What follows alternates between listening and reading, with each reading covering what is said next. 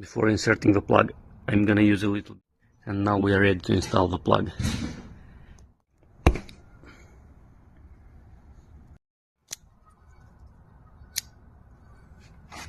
See, the surface is straight. Now we can inflate the tire and install it back on the car.